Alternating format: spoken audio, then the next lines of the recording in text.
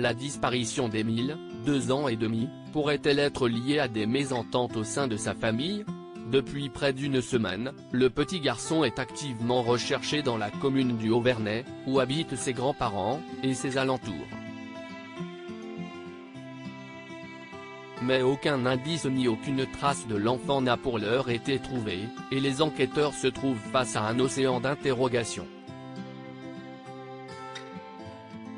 S'il était tombé quelque part, beaucoup estiment que les chiens de la gendarmerie l'auraient retrouvé depuis longtemps. Alors que lui est-il vraiment arrivé?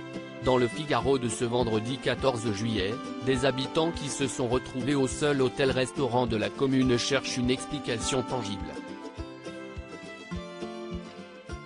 Je sais qu'il y a eu quelques bisbilles entre les enfants,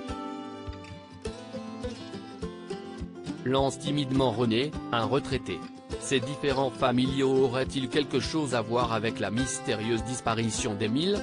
Les autres résidents peinent à y croire tant ces gens n'ont jamais fait d'histoire. Ici on les connaît surtout parce qu'ils chantent à l'église, rappelle l'un d'entre eux à propos des proches du garçon, par ailleurs décrit comme très croyant. L'attitude du père d'Émile interrogé la famille a toujours été très présente pendant les premiers jours de recherche. Comme l'a rapporté la Dépêche le 13 juillet, le père du petit Émile était là. Colomban S., de son nom, âgé de 26 ans, était entouré de bénévoles et son attitude aurait quelque peu interrogé.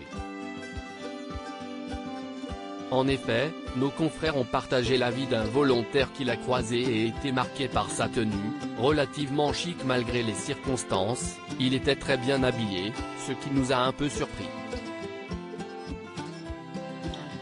Il portait un col roulé, et pantalon de ville.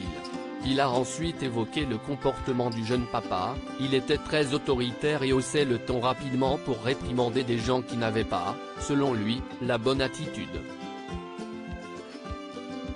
Cela a un peu surpris tout le monde.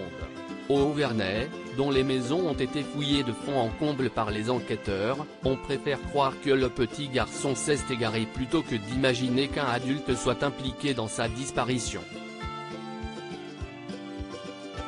Le matin, Émile était allé avec ses grands-parents à la cabane que ses oncles ont construite dans la forêt. Peut-être a-t-il tenté de la rejoindre tout seul? Suggère une habitante interrogée par le quotidien depuis son balcon.